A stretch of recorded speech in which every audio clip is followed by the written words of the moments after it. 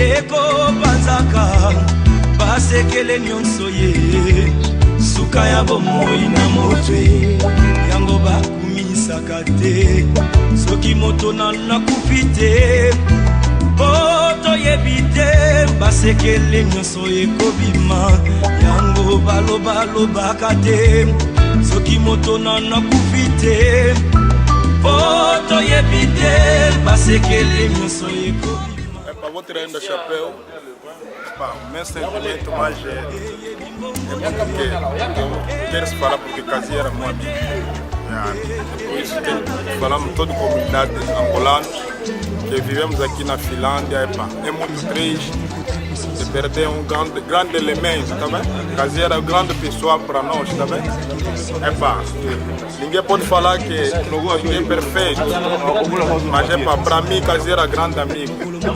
Faleceu, nós todos ficamos com tristeza.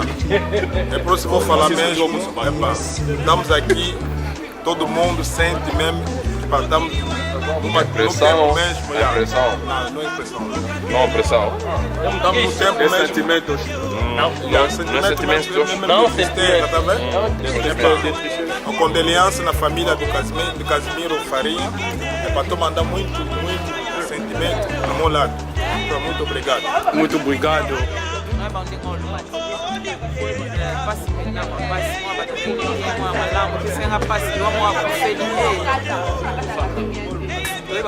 que o programa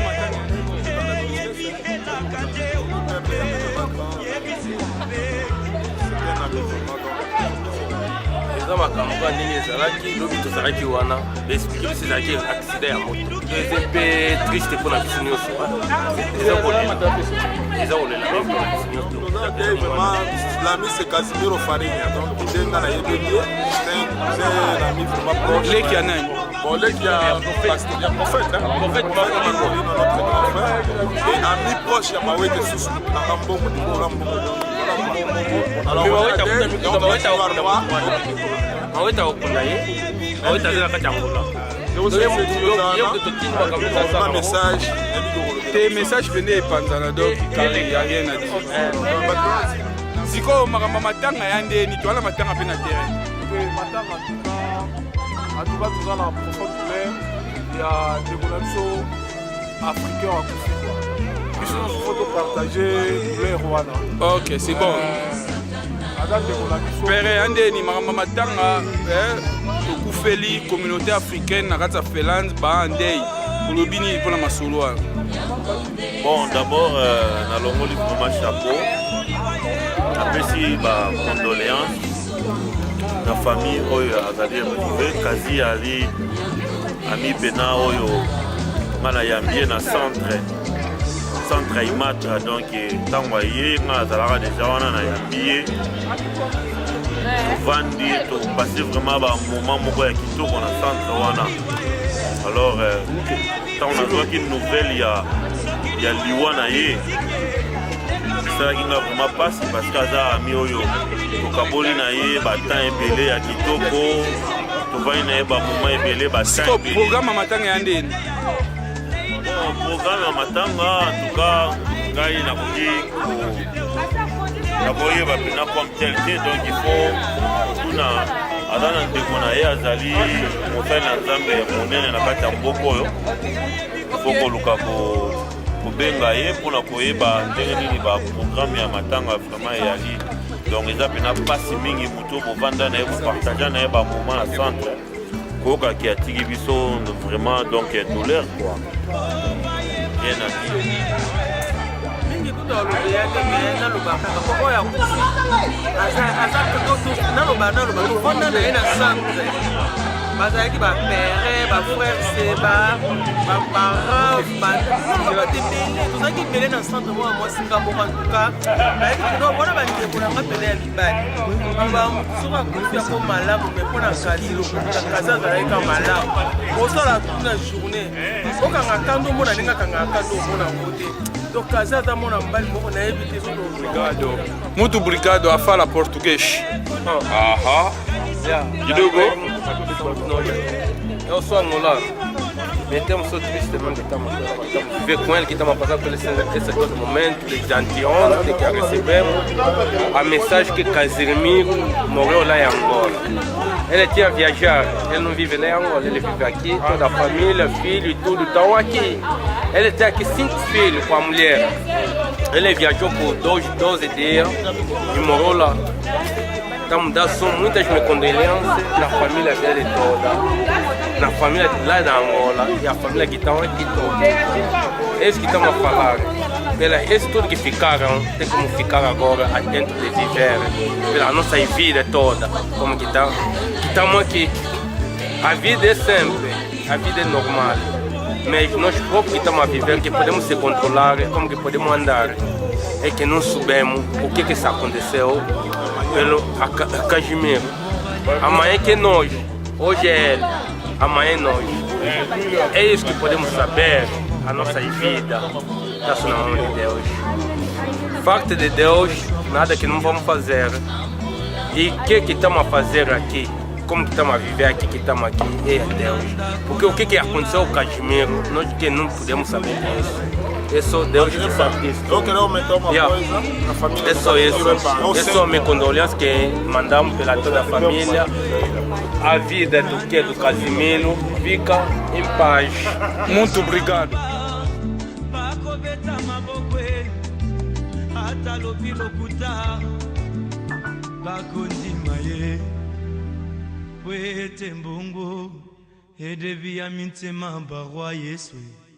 Eko banzaka basekele nyonso ye suka ya bomoi na motwe yango bakumisaka te soki moto nakufi te po toyebi te basekele nyonso ekobima yango balobaka te soki moto nakufi te po toyebi te basekele nyonso ekobima.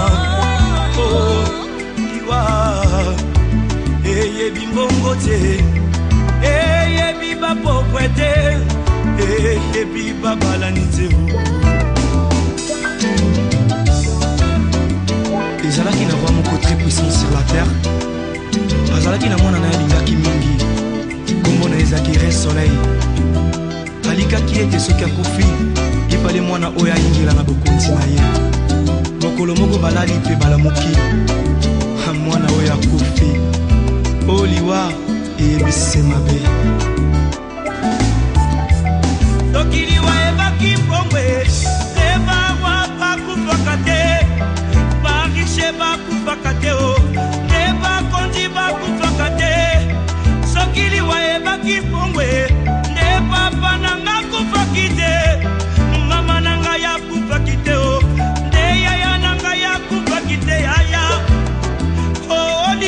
yaya eyebi mbongo te eyebi konseye te o eyebi kolibisa te eyebi elaka te o eyebi semabe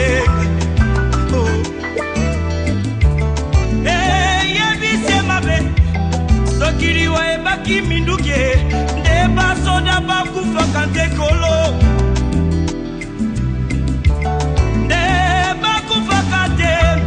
sokiliwa ebaki masanwe nde bato masano bakufaka te yaya nde bakufaka te papa oliwa eyebi kolata te eyebi honere te o eyebi bolamu te eyebi nyonso te o eyebi semabe yayaya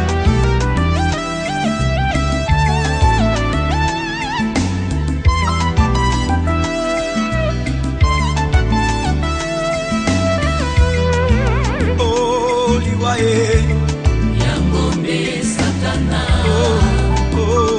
Liwaye Yangombe Lisumu Liwaye Yangombe Satana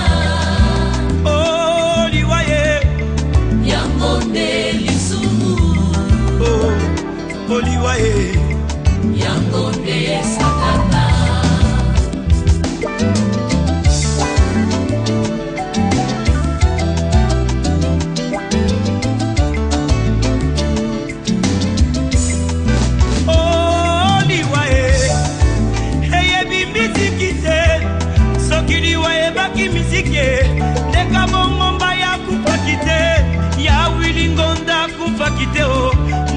bamusicien bakufaka te o soki liwa ebaki koteya ye neida usa akufaki te ayedi na bala akufaki te o nde batei bakufaka te bandeko liwa ye eyebi elaka te eyebi konseye te o eyebi se mabe mabe mabe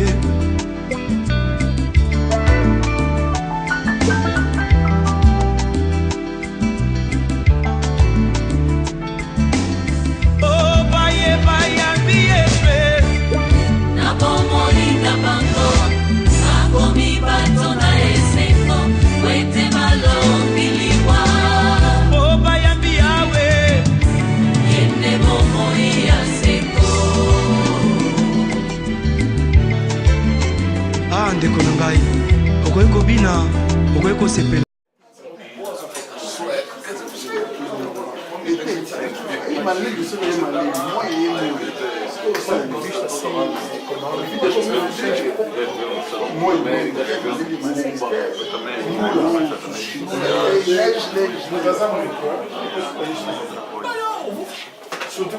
botopesa nini bozwi matanga oyo nouvelle wana ile ibino ndeni lobaka mo malembe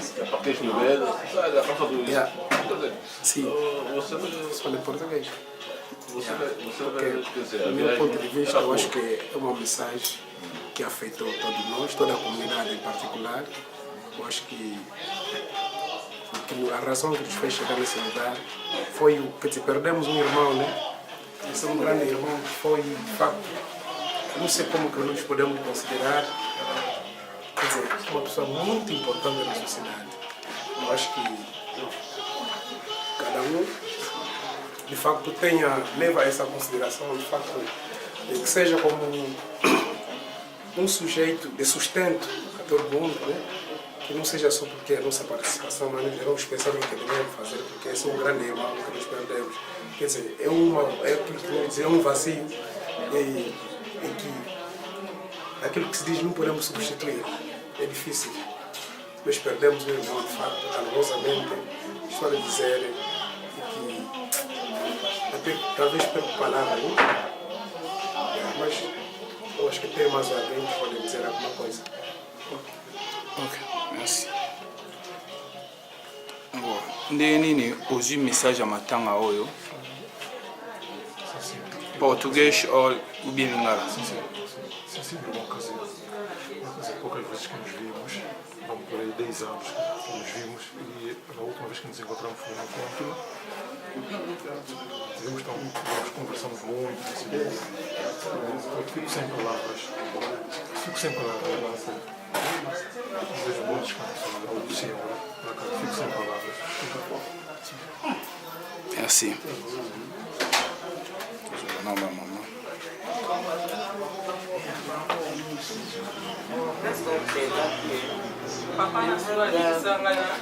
Mama, nini ozwi sango ya matanga oyo okolo batana mwa 2 mois aya na lingala ezala bien simba micro loba ozwi matanga onde matanga oyo tozwisa ya mawa wana ndeko na sukazi yakende ekonji ya kokufa yango te ezopesa biso mawa mingi atiki biso akasha monene kasi nazomona biso me totiki nyonso yango bapatela esika azwa pe bomwena epema na kimia bakombola biso. Merci maman. Mama, pasi ya matanga oyo ezweli biso oyambi yango ndeni?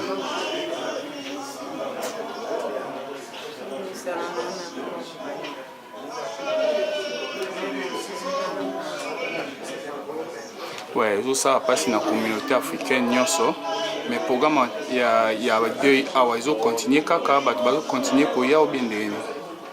Nayebi kozoloka pasi eza sango moko ya liwa oyo ya affecté bato ebele, mais moko boye kaka.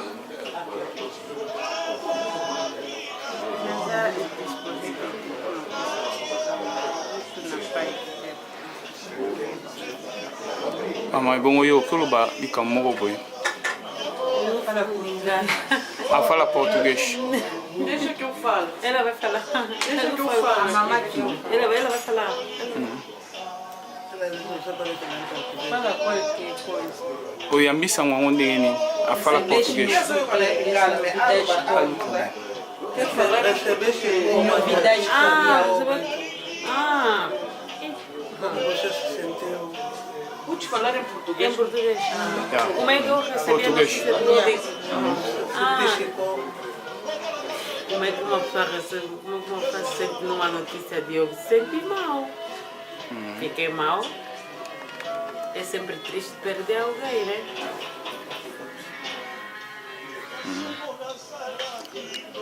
Ok, merci. Maman, bon, yo zuma sanga matanga mondeni.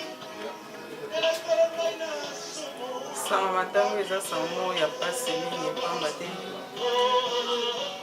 Akende voyage akomi kuna ake kokufa ojongo ezopesa biso pasi mingi ati mwasi na bana na bandeko na communauté nyonso ezopesa biso pasi mingi ebongaki oke voyage ozongi mpe na santé malamu me oyo aye epesi biso pasi makasi donc yango tozosenga kaka nzambe asonga libota na ye oyo etikali ayamba molimo na ye apema na kimia. Merci maman. Ma tomoni yo awa eza pasi toyebi ke esala pasi mais lobaka ata mwa mes condoléances pour la famille.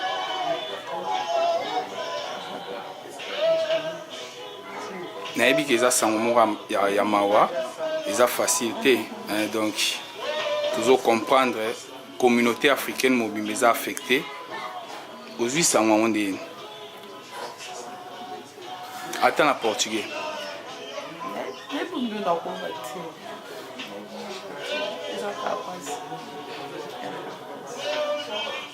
Toujours continuer matanga awa kaka na ndako bato ba continuer koya.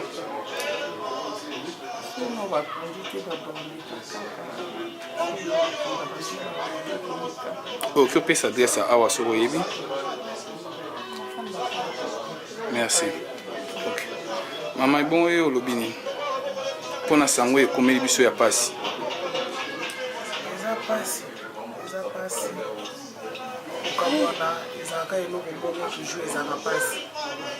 Nde tolobaka liwo ezaka mystère nzambe ka ye moto ayebi makambo oyo ayebi mokolo moko na moko donc tozongisi lokumu epai na nzambe po kozebaka na biso nzambe moto apesaka yebi moto azwaka ndenge azwi molimo ya frai na biso kasi vraiment koyoka sango oyo tozalaki très donc na pasi ya makasi tozalaki vraiment battu me nzambe ka moto azokonsole biso eloko nakoki koloba kopesa courage mingi na bandeko oyo baza kuna na Angola na bandeko oyo tozali kolela awa na likambo nyonso esengeli tomisalisa kosurmonte likambo wana po etikela biso na bablessure te un jour ebota bamaladi tongo bamaladi ya ndenge na ndenge ekomi koya donc tosurmonte mwa mpasi tozala fort parce que soki toza fort te tomosekour epai ya mama tete na osenga nde vraimen azala fort parce que atikaki na bana soki aza forte te ekoaffecte bana mpasi wana donc mokumba eza monene charge monene atikali nango eza kaka ke azala fort mpe na papa biso makomona na biso ata bazali awa tomoni vraiment baza touche ndenge bavivaka ndenge tomonaka nde tozalaka na bango donc tomondelaki bamanke moto na katikati na bango ezala eloko moko bakokosa na lelo te eloko motu ya toyebi eloko motu ya toyebi ke pasi ezwaka kaka bayenge ebele kasi yawe nzambe nde akangolaka kaka loko eza likambo ya nzambe ye moto azokisi mitema ye moko kaka mpe akobande baple yango wana napesi mecondoléance mingi na famille baza mpe na ngola balela na kimia nyonso yango na kokokeli. Ok, merci maman.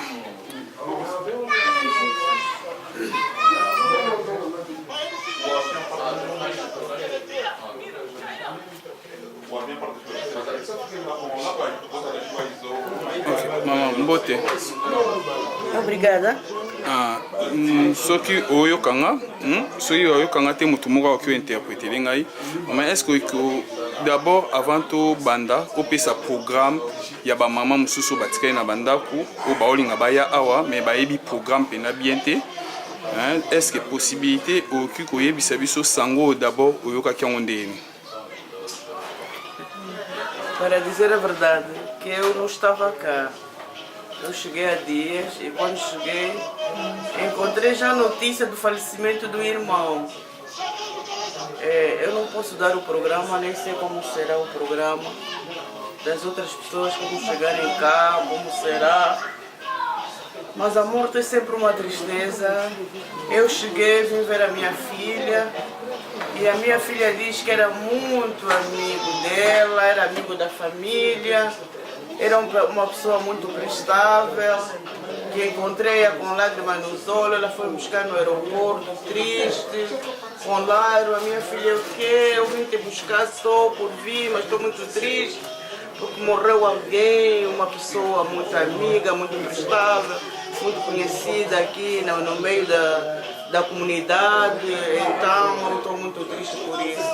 Nós sabemos que a morte é sempre uma tristeza, porque quando Lázaro morreu e foi dada essa notícia,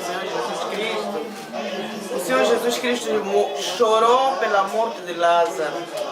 Então só o facto dele ter chorado, já podemos notar que a morte é uma coisa triste. Ele chorou pela morte de Lázaro.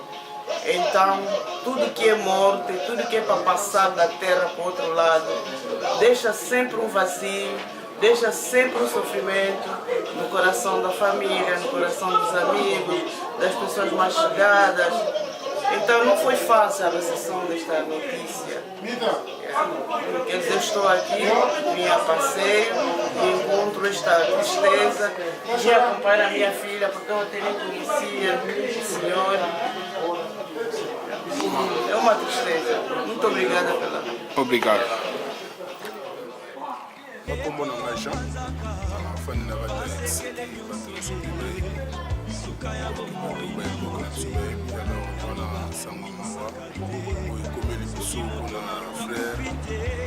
Petit frère pour nous sahibi na komba kasi.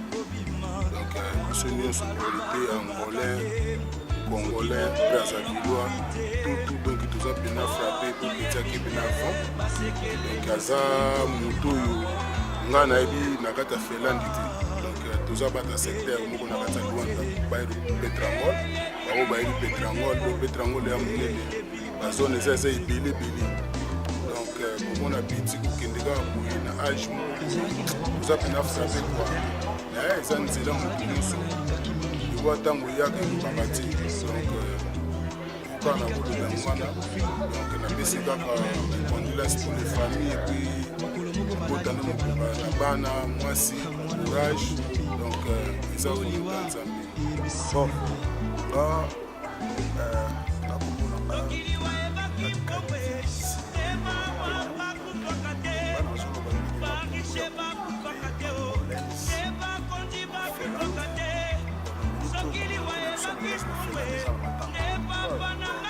angolaise ezali tozwi bangolais oyo ndenge ezalaka tobandi na kalinda na likolo ntina kunene oyo nyonso tozalaka na kati ya Finlande bayebika tozala na ntango donc topetre moko ya biso donc bamembre actif ya communauté na communauté tozala na bamembre na bamembre actif oyebi aza membre actif oyo azalaka na baactivité ya communauté ntango nyonso tozala na activité ya communauté kasi abandaka kosanga te participer financièrement et puis physiquement donc apesaki mpenza énergie na ye ya communauté azalaki vice-président ya communauté angolaise awa na Finlande de 2004 ti na 2009 apres wana ayaki kocede poste na communauté ayaki kokoma deuxième secrétaire na comité ya action ya MPLA donc ndenge ezalaka kaka bakomité ya baction ezalaka na MPLA ezalaka baaction nango libanda kasi akufi na poste wana ezali aza reconnu na siège national ya MPLA na wana donc baautorité supérieure ya MPLA na domaine ya organisation et mobilisation donc ayebi ye mpe na minute aza wana azalaki en charge na voyage ni wana akutana na 3 chefs donc bacadre mpenza ya parti donc yango biso azalaki mais akendaki le 25 juin là fala zonga le 12 juillet après jeudi passé ayo kozwa saboteur fille a fait un accident yaka moto ayebaka te po soki toyebaka bilanga moko te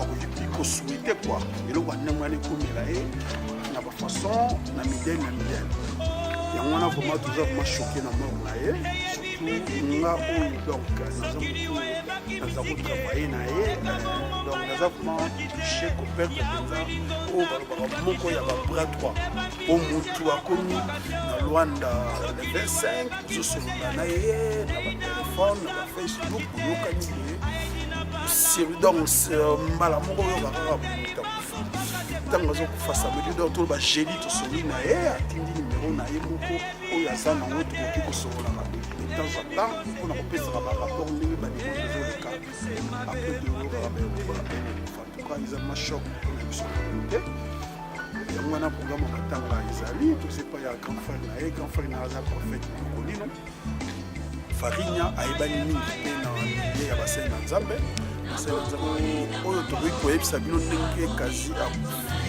kazi akufi na accident azalaki na esika moko babengisaki ye na feti ntango akei na feti ayoki telefone ebengi ye que non paraît-il que tozobenga yo parce que petit frère na yo batie na camion babetie masasi aza na hôpital ya lobi petit frère na nga babetie masasi aza na hôpital comment abi te petit frère na nga azali te yo tozobenga wana nozwi nimero na nga wapi mpo benga ngo loba te tozwi nimero na yo parce que totali na telefone ya motu babeti masasi ya mofi nimero ya suka abengaki ezali ya yo yango tobengi yo po toyebisa yo te petit frère o aza na hôpital nini o te aza na hôpital moko bato bayebi lwanda bien na citadela citadele eza bato nyonso bayebi yango la eza na kota clinique esika ezalaka donc ye mpe azalaki mosika te na wana après akoti na voiture na ye adémarre bazalaki na petit frère na ye mpo bakoma petit frère na ye mosusu oyo babeti masasi te akoma mpo akende kotala petit frère yango bazolobela babeti masasi nini parce que yayebi ke baleki na nyonso baza bia bazalaki na bango leta aparke voiture na ngambu ya prince akiti azwi gode na ye azwi ndenge ezala soki touta na voiture tozwaka chaque fois bagode na biso ozwi na fongola car mpo babanda kokatisa leta alingi abanda kokatisa prince po akende sikoyo na hôpital atala petit frère yango oyo balobi aye abeti masasi soki ya ndenge nini oyoyo babengaki na telefone babengi ya moto asuka abengaki ezalaki ye leta atie likolo mpo abanda kokatisa mbala moko moto ewuti na sens mosusu donc bino boyebi kaka bavoitire ndenge ezalaka mosu ezokende na gauche mosu ezoya na droite donc sens unique parceke ye ntango azokatisa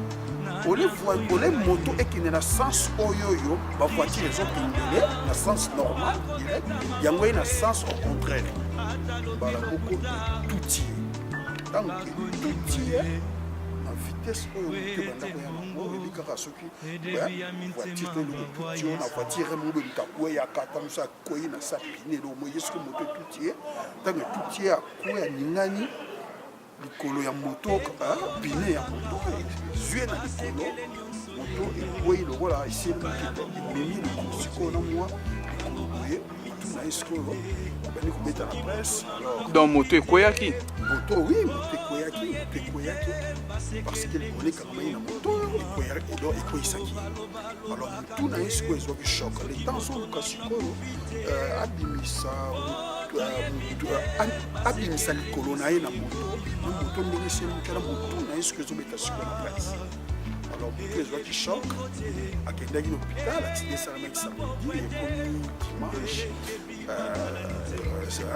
ebongo siko leki oyo babetaki masasi babetaki mpe masasi ya solo ube basi retrouvaki ye te leki oyo babetaki masasi ezalaki nango lokuta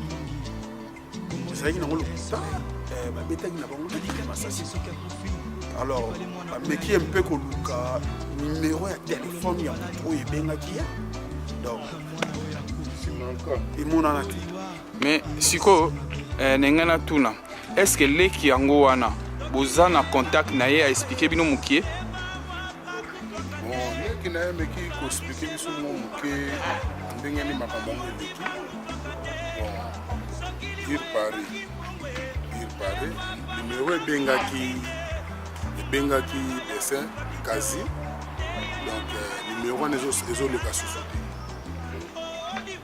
susu te alors ti sikoyo biso mpe etiki biso na qu'est-ce que c'est donc tozokomprendre te na moto abengaki na moto ya moto est-ce que soki bakoki kozala ensemble bien te donc wana etika totikali kaka donc na qu'est-ce que c'est bakangi sikoyo moto yango moto moto ya moto aza na maboko ya leta ya la police kuna na kati ya Luanda donc bazosambisa ye moko mpe azoyeba noki bakosala moko donc yango wana c'est ça. mais tomoni makambo yango eza un peu mwa molili trop eza barèglement de compte te bon normalement barèglement de compte ndenge biso baoyo tokendaka mingi Luanda ndenge règlement de compte ezalaka na modèle wana te mpo règlement de compte na Luanda ezalaka mpenza ere moko boye olali mpenza na butu otali mpenza boye babandi bien armé baye ntango bayaka vraimen bayeli mpenza na butu boye baye baleki façon mpe ya kokota na porte po bakoti ntango bakotaka baye na minduki okomona mpenza bayeba donc bayebisi yo ke no ndenge eza wana toye kosolola na yo bie toye koboma yo babomanga mpona nini obebisa te yaka omona mpenza na miso ya famille na yo to te ya mwasi no na bana donc bazwi biso mpenza ke no toye kozwa après bon baroya babendi yo na libanda baye na yo place na yo mo neti na kati ya balue biso komo ndenge eza wana toye koboma yo mpona cause boye mpona cause après ekomaka neti kamwa discussion mobu na nsima omona bayeba po boma motu boye en plein air ya bato kaka boye apres bakanga yo na ngola biloko boye ezalaka mwa mpe rare ke obomi motu boye babudo babomaka motu omona babandi bakini ndenge Luanda mpenza ezalaka bangole eyalaka me mpo mpenza ke moto aya na moto ayebi ke moto wana eza facile mpona bakanga ye ezala mpenza bakamoko rare donc yango wana ke eza mpe donc ekoki kozala règlement de compte te donc règlement de compte tomoneli yango te koutela wapi ya quoi par rapport à quoi mais sikoyo ndenge oyo toexplike wana après lere akotaki hôpital abandei azali ne nano na bomoi nano 2 jours ya coma c'est ça oui donc azali na bomoi azoloba mais azoloba te azoreconnaître eloko moko te pendant 2 jours donc akufaki exactement sikoyo jour nini akufaki jeudi passé donc akotaki mardi akotaki samedi wana le 28 azalaki déjà na coma déjà ekomi dimanche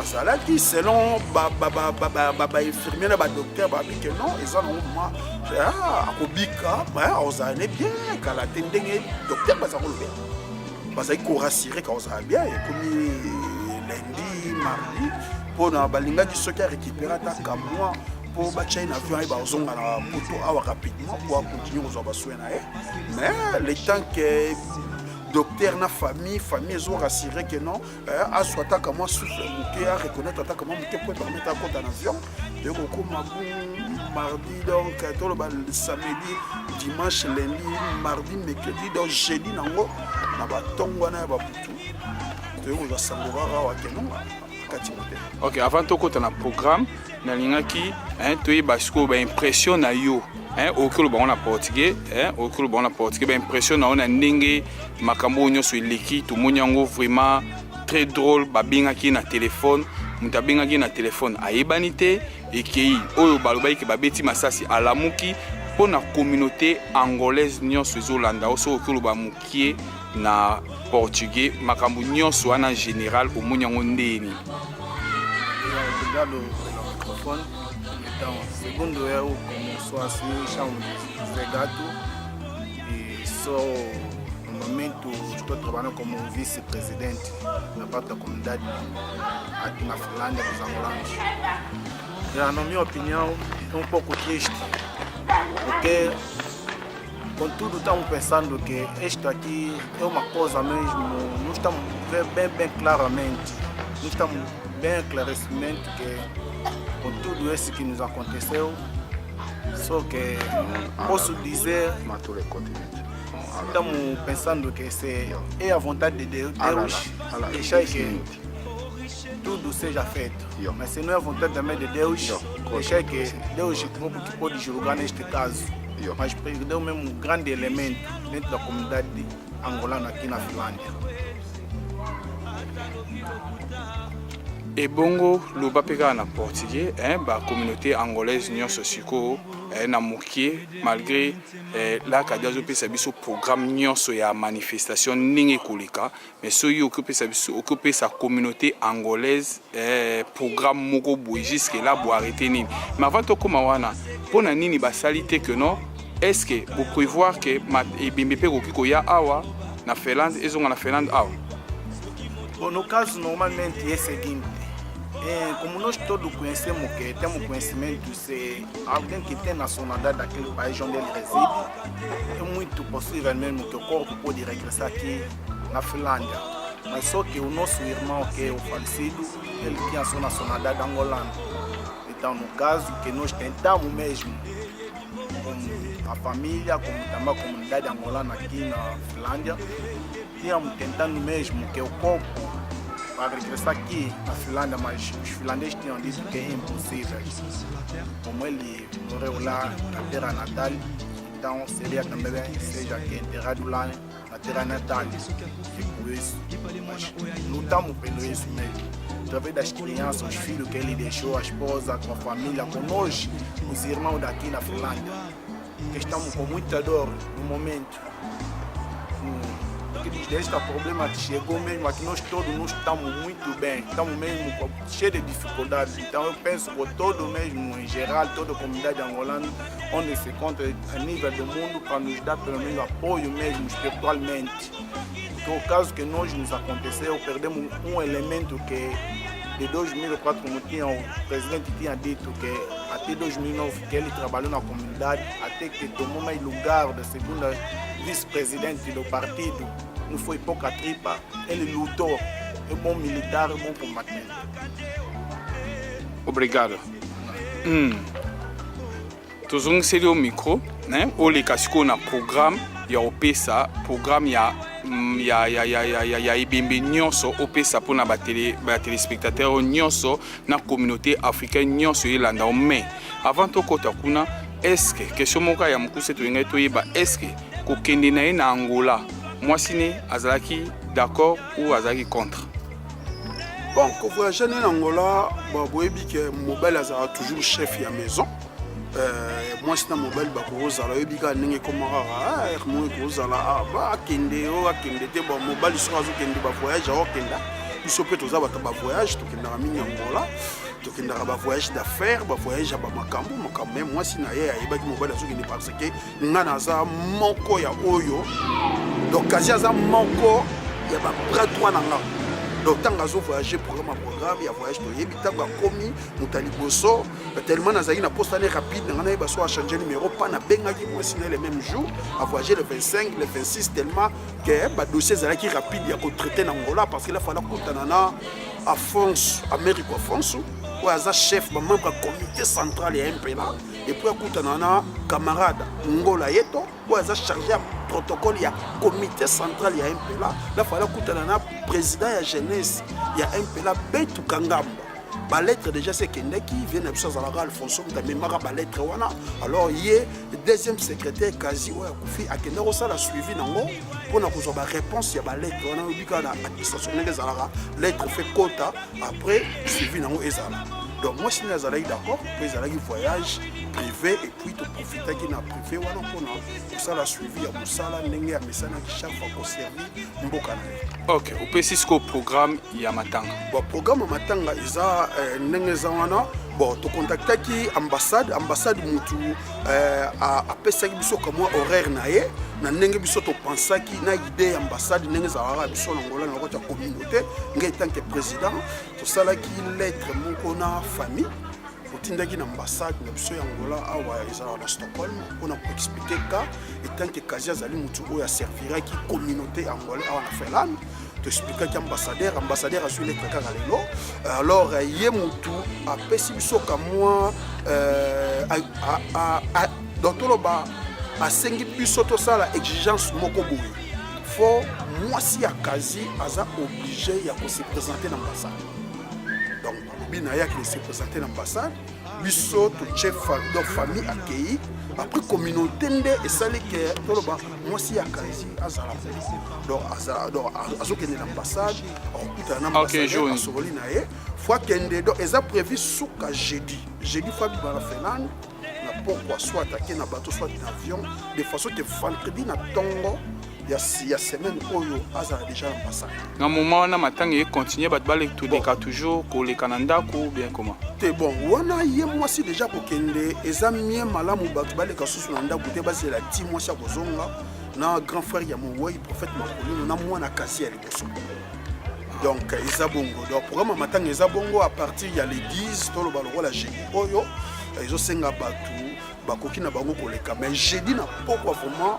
mwasi ya kazi azo obligé babima na grand frère ya kazi prophète Marcolino Farinya na mwana ne ya liboso bazala déjà vendredi na ambassade donc na tongo ya Angola on a ko régler moi quelques situations après bayebi à partir de Stockholm bakemba ngo Angola donc retour na bango lobi que mwasi ya kazi aza obligé à se présenter à l'ambassade ndenge ambassadeur esengi communauté que totinda mwasi ya kazi akende kuna bakutana na ye na consulaire donc bakolongwa awa jeudi de façon que vendredi na tongo bazala na ambassade après wana donc jeudi les 10 balongwe bakomi na ambassade lokola les 11 soki bakokende neti na bato po programme eza totala tike ya avion tote ya bato donc mpona kosala mwa makambo bia bakokokende jeudi na pokwa kaka mais na ambassade il faut bakoma lendi na tongo ambassadeur bakoakorde audience moko privé bakosolola na ye na mwana ne ya liboso mpona koyeba nde nini ambassade ekoki kosala ndenge ezalaka na ambassade Angola ye defa asalaka mingi na nsima communauté donc eza bongo donc ezokende ndenge wana après bake matanga na retour na bango nde sikoyo le 21 po selon calendrier na biso la fallait bazonga les 10 mais toyebi te ndenge ezalaka ya famille po moni biso na communauté tozala na nsima famille ntango moto akufi eza déjà mambo ya famille communauté tozalaka na nsima tolanda programme ndenge famille kopesa ndenge bango ekolekela na ngola na famille toyebi te mais biso na bango toyokani neti les 10 donc to bakosala wa 10 jours na ngola retour na bango ezala le 21 donc départ na bango to bango eza wa le 11 bazonga le 21 alors le 21 tant bazonga ya mois ou de juillet mais ce que tu veux bazonga programme pour donc toloba ke les jeudi l'air ba okende awa na Finlande Maxolo eza no stand-by esili nano ti le 21 nde bato balanda toujours ba programme nde ozala partir le 21 nde bakoki relancer makambo oui justement ouais donc bato bala à partir de jeudi makambo esili koleka na ndako mais matanga ezo continuer na ndenge ya sima ok exactement eza bongo na retour na bango nde siko ntango bakoya le 21 nde siko bakopesa programme ndenge nini moto akoki kocontinue kobanda koleka ti tokopanza matanga ekozalaka na bamois de août wana baseptembre programme vraiment yango wana oyo communauté ezosala na famille. Ok, merci beaucoup. Ok, merci. Ok, merci mingi Congo ya sika toujours Flair Rebelle Mukulu pendeli boso na ba équipe lonyo surtout eza na Finlande na Scandinavie surtout.